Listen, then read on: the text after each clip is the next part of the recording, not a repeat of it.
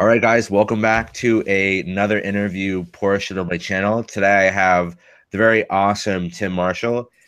He is an author and quote unquote crash test dummy. So maybe you can explain a little bit about these titles that he's have in the next couple of minutes. But he's an award-winning author, motivational speaker, and pretty much all around badass from what I can get from his book. A very intense cover. So without further ado, I want, you, Tim, to kind of just open up and tell us a little bit about you and, how you got to overcoming your fear. Okay.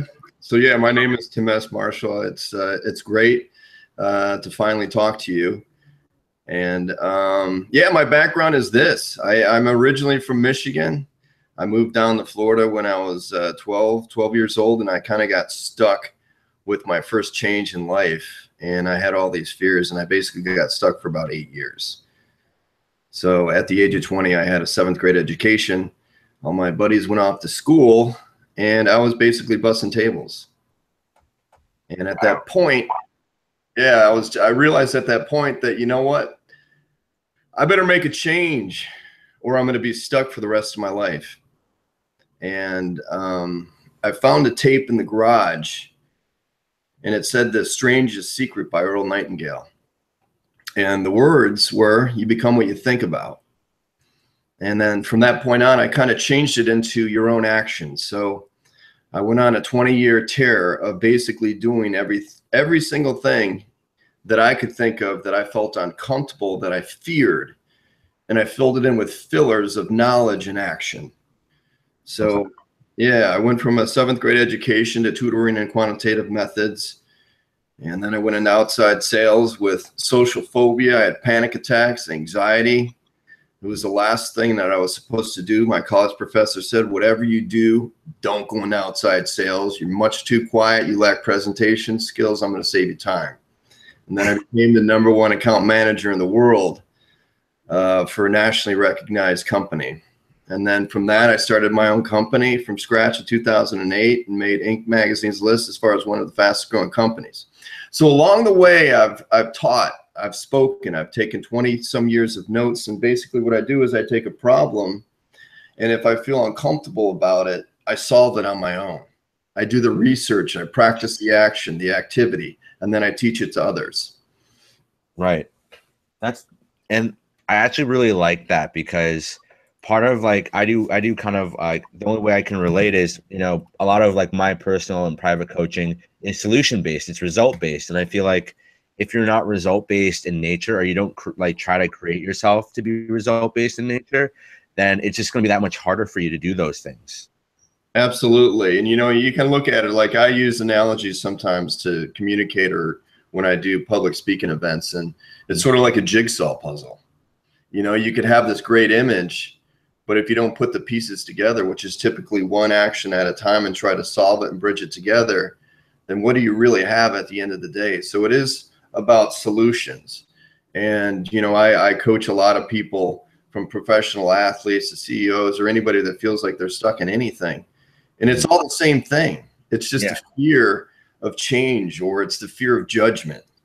Yeah, because it sounds like a lot of, I feel like the main problem is that people are like on the verge of changing, and then they stop in their tracks. Right. Absolutely. And fear of the unknown. Yeah, the fear of the unknown. And what happens is too, it's like you'll have this great idea and say, you know what, I want to be this and I want to do this. And then you start to practice it, and then it becomes so uncomfortable that you go back into your comfort zone, and then you settle. And that's actually the time when you need to hit it the hardest. So what I usually teach people on is what's called speed and activity. The more you do something over and over and over again that you feel uncomfortable with, then you become that.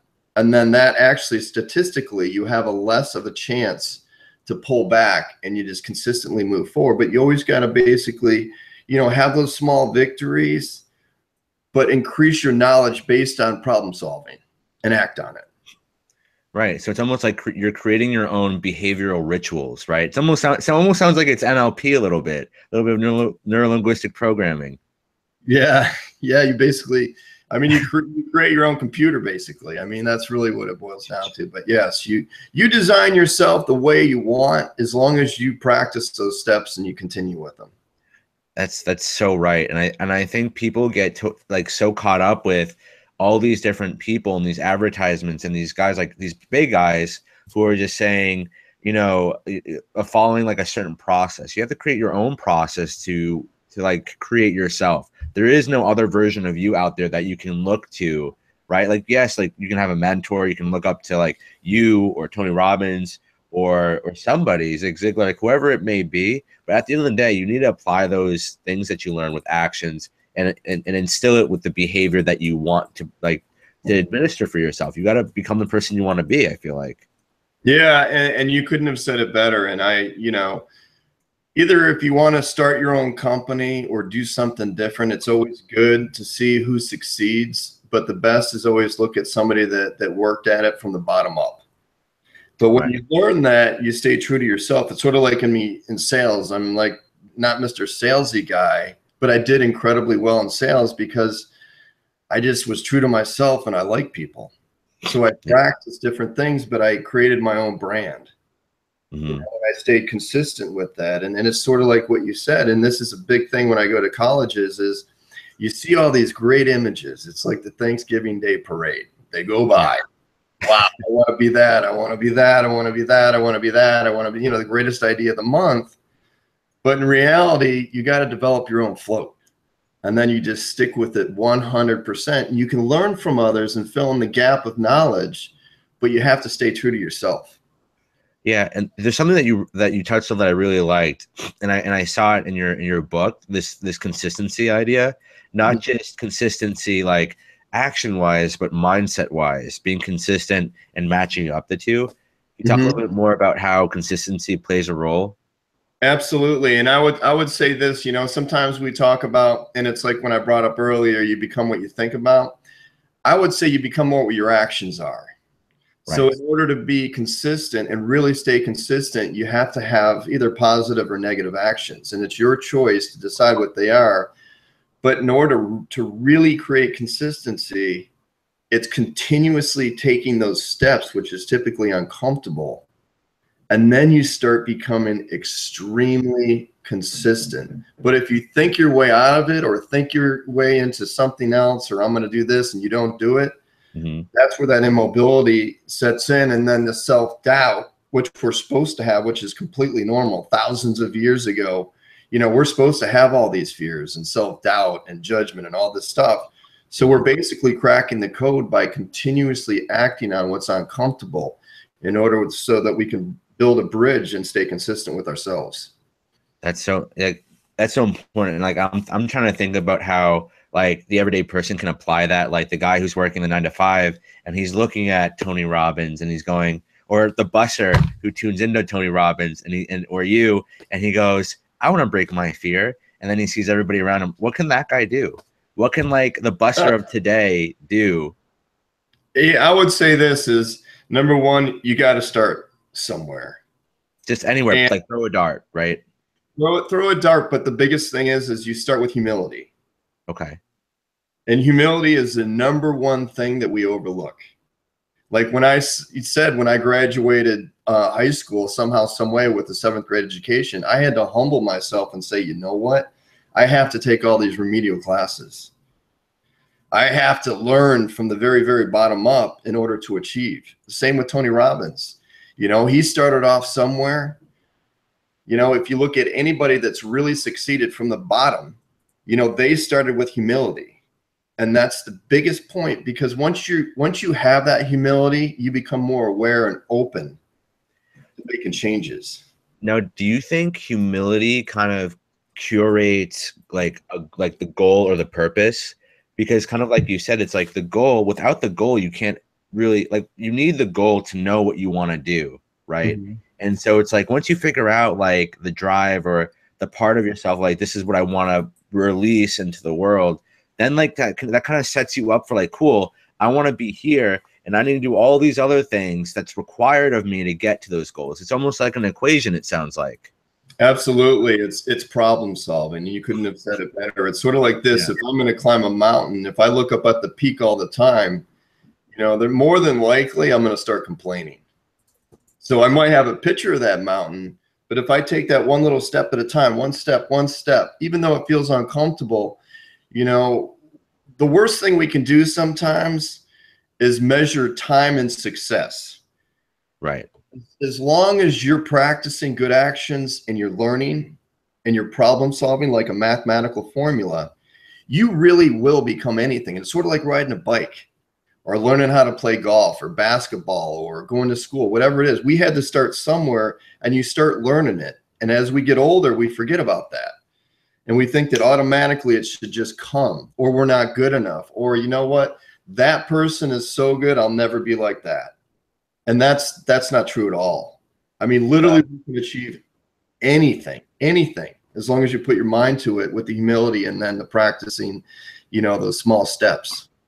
And the limiting beliefs aspect that you just touched up on, I feel like is so important, because there's not only are there people out there that they're struggling for that humility, but they're also seeing people around them and they're telling themselves, the gap is so wide. But that's what all goals are, right? If you don't have a wide enough gap, then like it's not a good enough goal, right?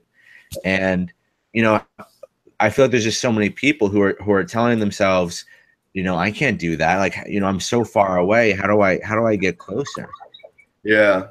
I mean, I would say it's sort of like this, and gap is a good word. And I always tell people based on the fear of the unknown.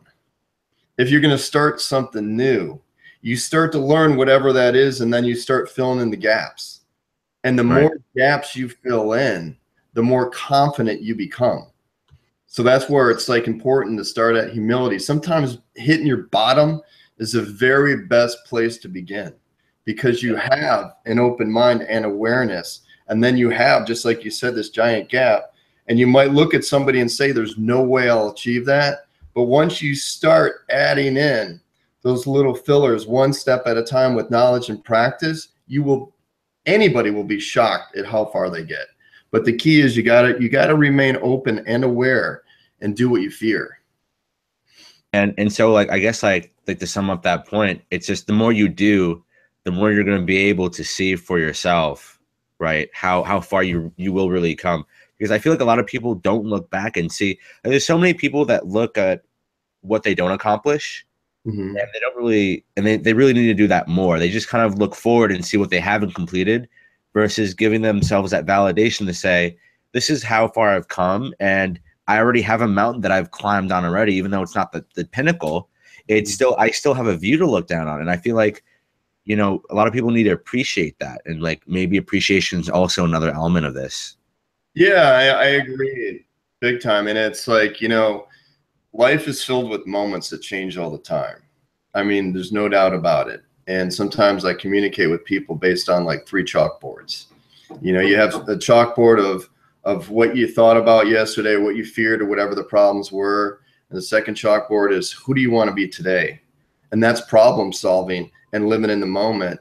And then tomorrow is, what does that image look like? But you got to be careful with tomorrow, because, that image has to be something you can excel in and not project in a negative way. So I always tell people, if you look at the first chalkboard, and if you have self-doubts and fears, maybe it's from 2 years ago, 3 years ago, put a date next to it, because it's spoiled. If it was milk, would you drink it? You wouldn't. It's gone. It doesn't exist. So staying in the day is really problem solving on what you want to try to achieve today, and what does that image look like, but stay on track. And we're all going to get caught off with, zingers and all kinds of things that throw us off. But the bottom line is, if we stay with problem solving and learn something new and act on it every single day, yes, you will live in the moment for sure. And it's almost like you're touching upon this whole macro versus micro. When I think about doing the day-to-days and kind of really taking those steps, how would you become more involved on the micro than focusing on the bigger picture? And then where's the balance between the two?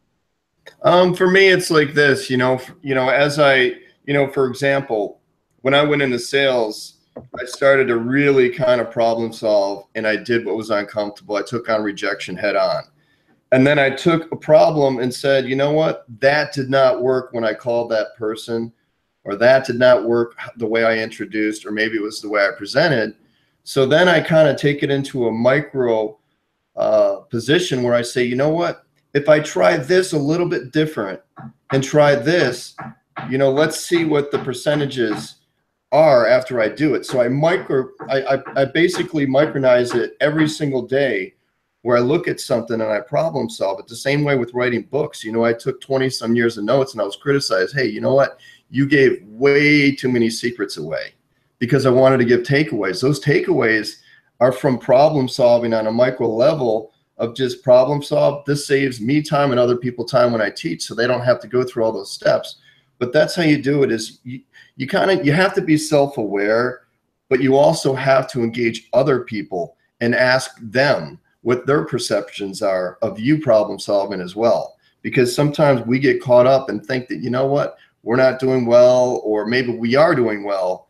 But if you have people that you really trust that are succeeding, then it's a great point in order to build a little team together that you can problem solve in a micro level approach daily.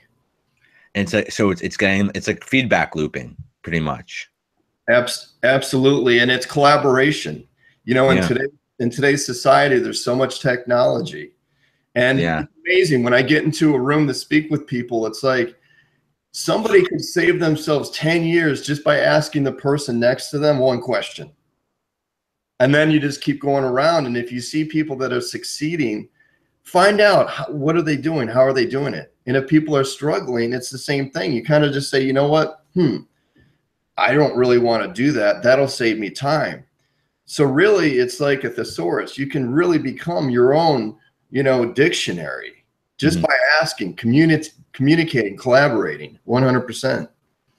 Do you think people are making it too complicated? Yes. Yes, absolutely. I mean, my biggest thing is 100. You know, I've run technology companies. I don't know anything about technology. Yeah. I know about building relationships and networking. I like people. I want to help them. But I mean, I have people that love technology and they'll problem solve all day long. And there's some of it, yes, I need to know the very basics and be very good at it. But if I get too complicated, then that doesn't work for me. Other people like that. You know, they like the intricacies of technology. So you create an environment around you that complements sometimes your strengths and your weaknesses. Right. So keep it simple is the most important thing. And if we overthink it, then all of a sudden that problem becomes bigger, and then we don't really act on it.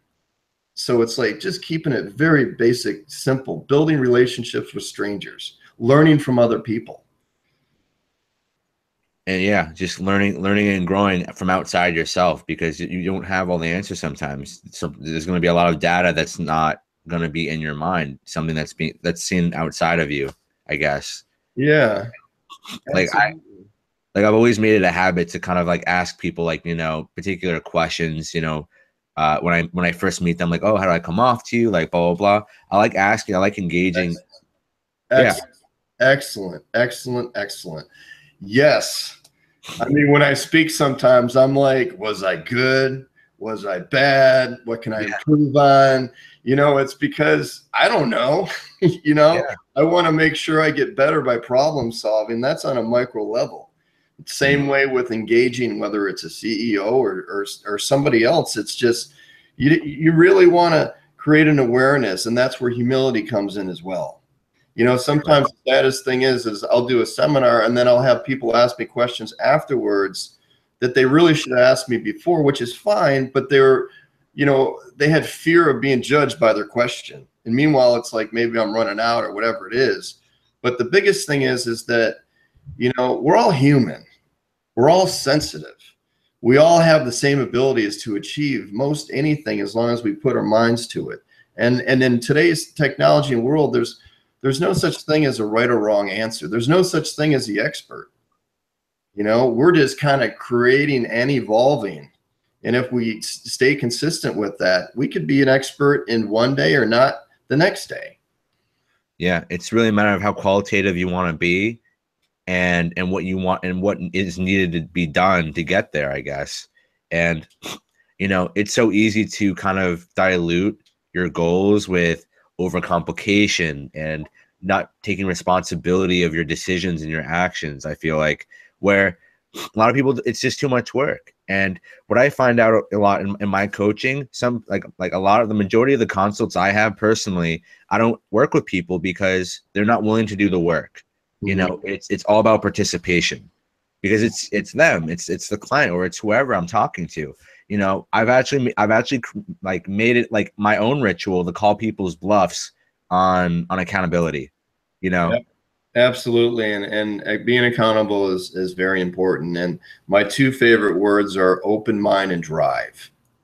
When you have an open mind, you have the ability to make and want changes for the better. And when you have drive, you want to go ahead and put the actions towards them. So if somebody doesn't want it, they think they want to change, but meanwhile, they're blaming whatever it is in 5,000 different ways, or saying, you know what, I got raised a certain way, or I'm stuck in this job, or whatever. It's all blame. Well, forget all that. Forget, it doesn't exist. It's just a perception. So I agree 100%. Once you're like, okay, you really want to learn and you really want to practice what you learn, that's when you're off to the races. So I couldn't agree more. And I think it's kind of funny too. It's almost ironic because people get vortexed into like this fear area, this place, and then they see other people not in fear, and it makes them curious, right? And then there's a curiosity factor where it's like, wait a minute, I don't have to live in fear. Like, how do I get out? And so I honestly believe that curiosity drives intelligence without a doubt, because if there's no curiosity to be in a better place or to want something, then there's no transformation. Absolutely. And if you look at it from like a 2 or 3-year-old, right? Yeah. They're curious. They want to learn this, they want that, they're going to do this, they're going to outsell everybody, totally.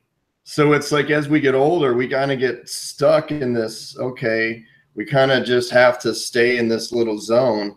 But in order to become fearless, you have to practice on what you fear. And then it's amazing as time goes on, even with public speaking. I had a phobia of speaking in front of other people. Now I'm like, I'll speak in front of thousands, but it took a step. It's not like, okay, I just got up one day and I'm just this and I'm that, and oh wow, it just happened automatically. It was just a continuous action. And then all of a sudden it's like the freedom is amazing. Once you really start practicing and doing what you fear and practice something that you think about the most, it's unbelievable. It's unbelievable. Yeah. And then it's like you want to learn more, just like you were saying right now. It's like, gosh, just reach for different things and learn them. That's how I was like a couple years ago when I was 21. I was just, I had this thing in my head that told me, you're horrible with finance and knowing like about investments and stuff. And then one day I literally was just like, you know what? I'm just going to teach myself everything there is to know about finance.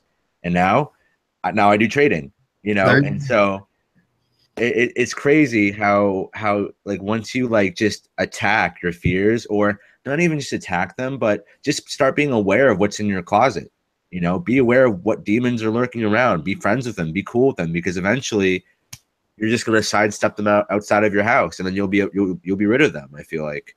And absolutely. Yeah. It's crazy how many people just they're just so close. They're so close to just a shift differently to how they would pursue the world. And it's just one shift. Yeah. And you know what it is too? It's like what you said, and this is the greatest thing of, where it's so important. And you nailed it. You felt like that, you didn't know about finances and, whatever those problems and solutions were, and then you learned it. Yeah. And then you realize, what? This wasn't so hard, or this isn't so hard. So it's like we give these massive things so much energy that don't exist. And once you start learning about them, you're like, geez, I can do that too, pretty easy. And you know what? that guy's not as smart as I thought he was. I can actually,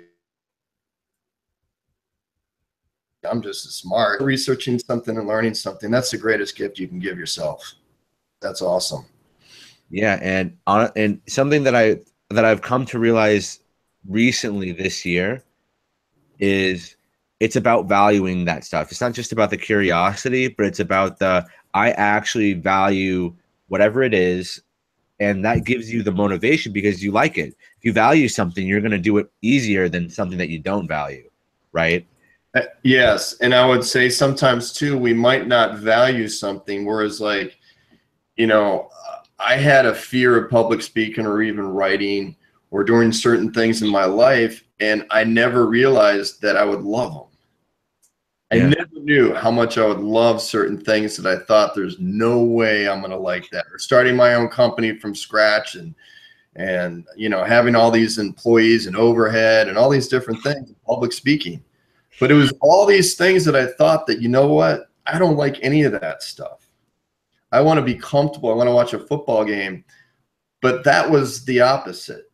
When I learned something that I thought I was not going to be good at, that become very, very much valued. And then I teach it to other people. And then you start building value in other people. And that's where you become, you know, that problem to a solution And for other people. you know what? I actually just thought of something really interesting. It almost sounds like empowerment can only be obtained when you pursue something that you either feared or you had a limiting belief on, and then you relinquished those negative things.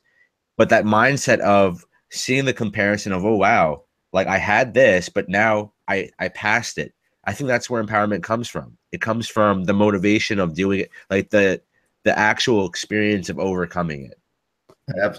It's freedom. Yeah. When you learn something that you thought that, you know, you weren't going to be good at, or if you achieve something that you thought you would never do, and then all of a sudden you problem solve it and you stick with it though. And that's the key. It's a journey. We've heard this over and over again. You know, practice is a lifetime. There's no graduation. You know, some people graduate school and they're like, okay, well, that's the last book I'll ever read. No, keep going, learn new stuff, because that really is fulfilling. That builds freedom, confidence. And then the next thing you know, you're building wealth. Yeah. Because it's like a circle. It all comes together. And talking about that idea of building, like making that transition to wealth, you know, it's kind of funny because like I look at my life personally, and when I think about it, every decision that I make, it either like you can kind of project, like you don't have to have like a crazy intuition. I just happen to, but on a basic level, you can literally say to yourself, if I do X decision over Y decision, that's going to lead to a positive outcome. And maybe Y will lead, maybe X will lead to like some positive outcome, but more negative. Y will lead to more negative, more positive, you know, but you can project those things, and people don't take time. They really don't take the time to think about it. They kind of just see like the short-term gains, and then they find themselves in decisions that they've made that are not as compelling as they thought it was. And when I look at my life, it's like, great. If I always think about like the 10-year rule or the 5-year rule. Is this a decision that 5 years from now is going to make me happy?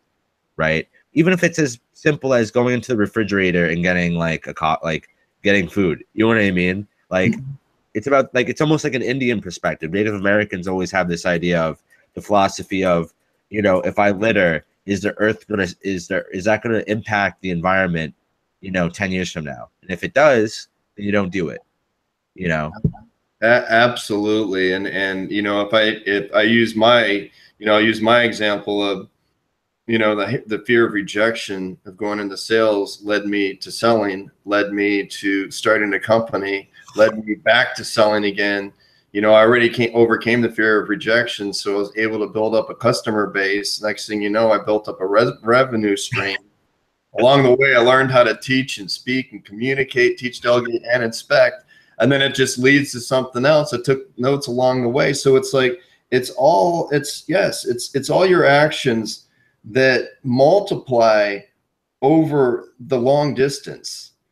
And that gratifying feeling will come 100%. But if you're just looking for the lottery ticket, then more than likely you're going to be stuck. And it really does take on, looking ahead and having some long-term goals. I have a really quick story for you if you want to listen, and it's about kind of I started in sales. I was selling phones at an AT&T, and always in top 5%, 10% of my sales team. You know, we were working with a company called Spring Mobile. Don't know if you've ever heard of them, or it's a mobile company. Okay. And I'm doing good. I'm doing good. But the manager I had, and I quit this position. I loved it. I loved meeting my goals. I loved the selling phones. I like tech. But my manager only wanted to just do bottom line, and he would take my sales and he would make the store level out, kind of, right? And I wasn't cool with that. I'm a team player, but if people have their responsibilities. And so I had consulted a friend about what to do, and he said, Dan, like, I know you're really not into cars, but maybe you should step up your game, just take your sales mentality, take it somewhere else, make more money. And I'm like, well, I really don't like cars. And I'm like, I do, but I don't know how I would sell them. I went to a dealership. I ended up knowing the manager who's still good friends with me today. And he's like, I'll give you a shot because you sold me your phone. And I'm like, okay, great. And he's like, but there's a contingency. And I'm like, what's the contingency? And he said, you have 1 month to sell one car. Nobody's going to teach you anything. You got to follow, you got to learn, you got to figure it out yourself. I'll have you chaperone with the best guy that we have, and you figure it out. I ended up selling 16 cars my first month. Good for you.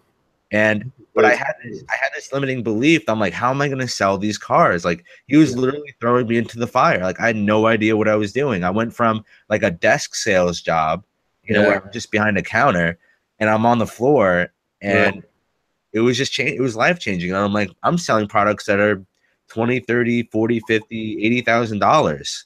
Yeah. Like, that was empowering to me. That's awesome. And I think, one of the biggest impacts too, what you said is that, you got your contact from selling your phone that leveraged over to selling cars. Yeah.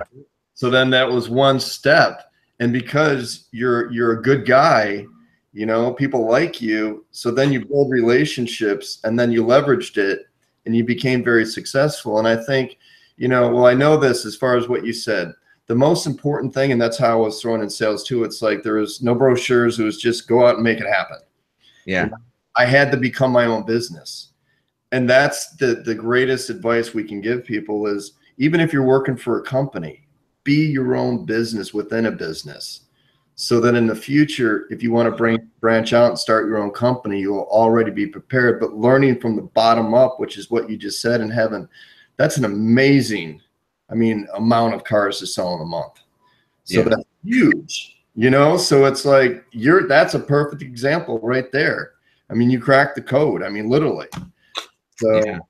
And that's what I was thinking. And I'm like, it's so easy. Like, I always think, how can other people crack that code? Every time and this is like kind of my mindset when I go out, whether it's McDonald's or I go to Best Buy or whatever, when seeing people settle for their value, seeing people settle for $9 an hour or $7 or $15 or something that they know that they're worth more, but they don't know that either they're not aware that it's available, or they're not being resourceful, or they're just submitting to, their story, what's been playing in their mind, continuously, and having people break out of those cycles, Yeah, absolutely. And I think it boils down to, what you even said earlier. It's like, if you look at somebody that's extremely successful, like Richard Branson, it's like, okay, you know what? I'll never be like him, so I'm going to stay where I'm at.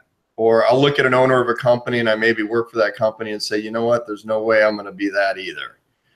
But the key is really becoming aware of something and saying, you know what? I'm going to take this small step and I'm going to learn something new. Because a lot of people do. They settle, they get stuck, they dream in their own head, and those dreams just keep going on, but they never go anywhere. So it really does become, breaking it down. It's like my first chapter, and the power of breaking fear is all based on awareness. You have to become aware. of yourself. Ask other people, look around you, because more than likely, if you're not happy, you're settling.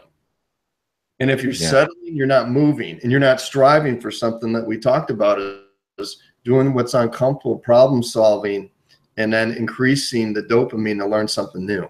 Yeah. And it's kind of like, it's like kind of in a way too, when you're not doing what you need to be doing for yourself, there's a disrespectful energy that you're giving yourself that other people see. And so it's like, and then it's like saying, oh, wow, that person shouldn't get a promotion because he's in this space, or, you know, that's why he's not getting his clients, or his business isn't as good. And, you know, all these little subtle things add up, you know, to you, I guess, if that makes sense. Yes. Yeah, absolutely. And I think it boils down to, you know, how do we value ourselves? Yeah. You know, if I settle, I devalue myself. If I whoosh and if I don't do anything, I devalue myself. But if I start doing what's uncomfortable and learning something new, I start to build value in myself. And then all of a sudden the confidence goes up. So it's those subtle changes, you know, that builds the confidence. Yeah, no, you're absolutely right. Man, that's a lot to think about. Yeah. Brainstorming here. Yeah. But I definitely want to touch up on one other topic that's kind of like on a sidestep. Mm-hmm. And you know, because we're getting into like almost, I think, 40 minutes here. There is something that appealed to me in your book, one of the chapters, about having so much potential, right? Or Mm-hmm. or untapped. I think it's called untapped potential. It's called lost in potential, actually. Yes. Lost in potential. Maybe you can talk a little bit about how that in fact affected your life. Being you, like, you know, from what you talked about, it sounds like, you know, you learned a lot. Whatever you needed to learn to get to your goal, you just accomplished it.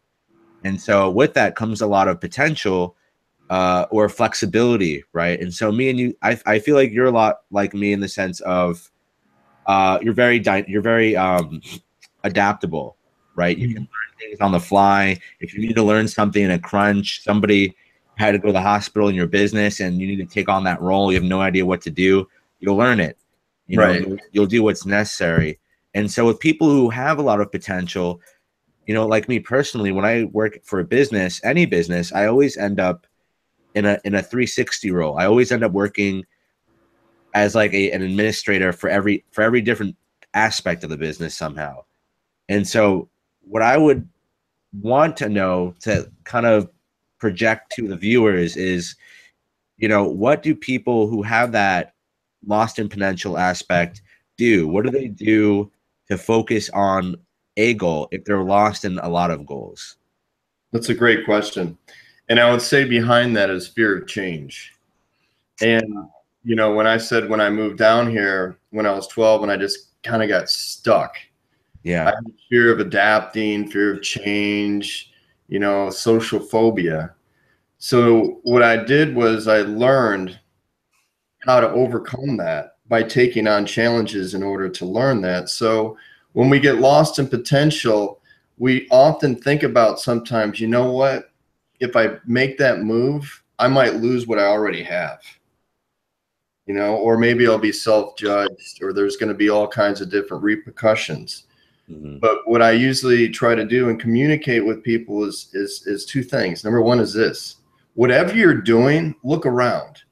If you're working for a company, look how it's, you know, being run. You know, if you're in a family, look how the communication is. And the other thing is learn something new that parallels with your overall want to achieve something in the future. If I feel stuck in a certain job and maybe I can't make a move right now financially, I'm going to learn something on the side over a period of time.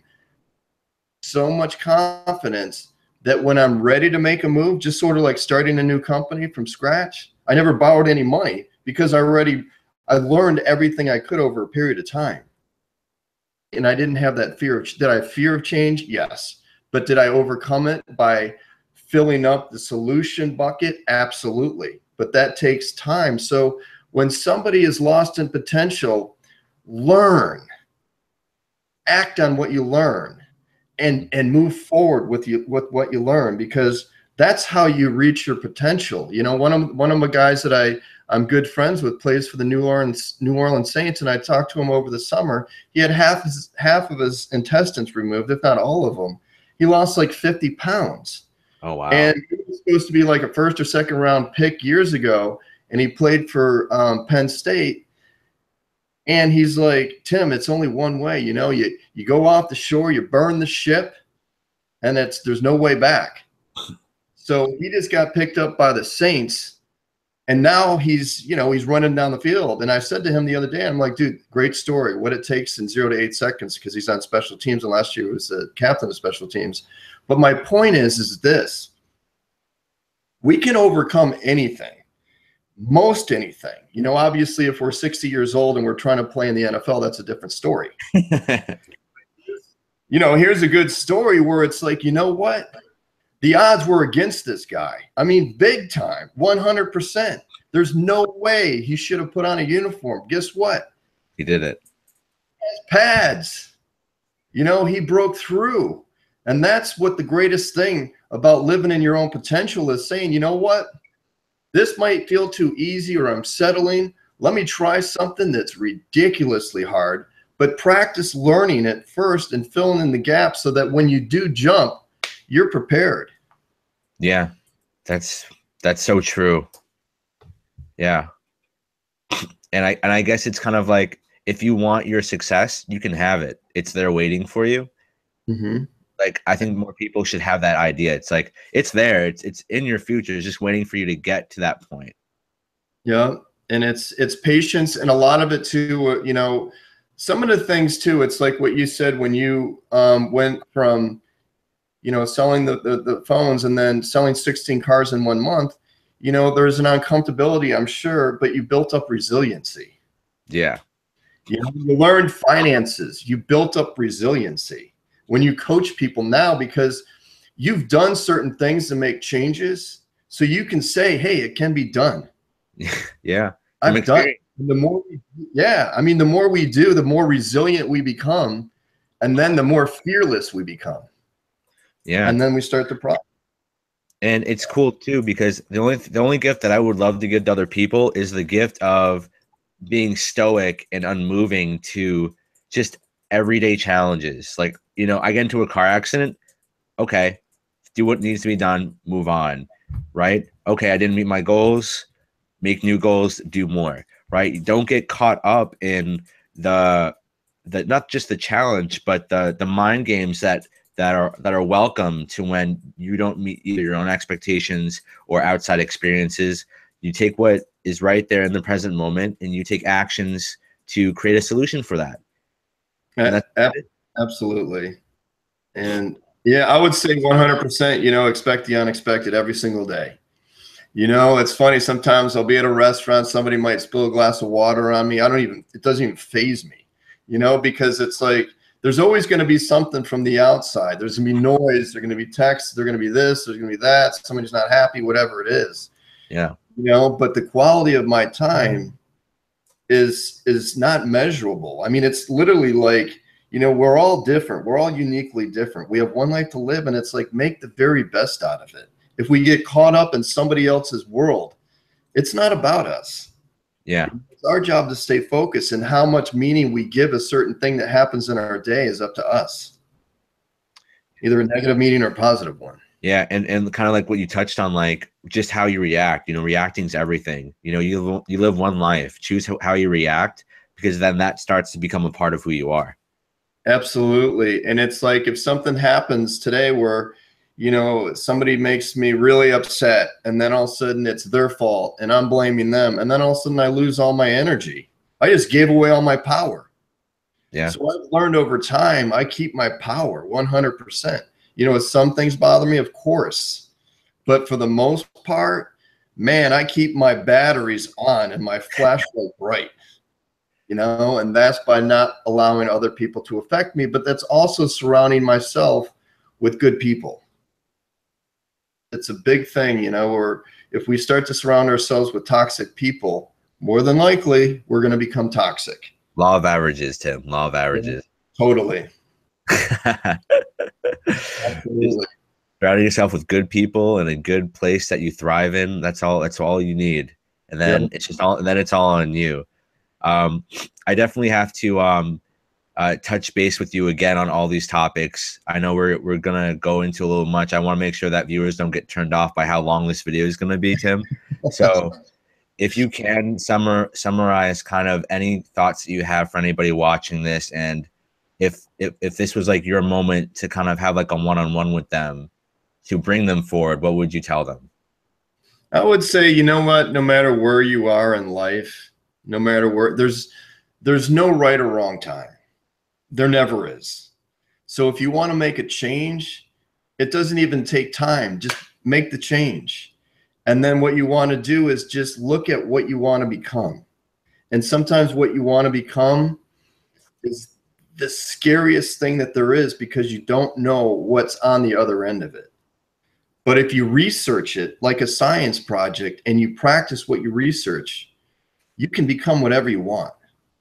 And it's overcoming that uncomfortable feeling. And when you feel uncomfortable, that's not a bad sign.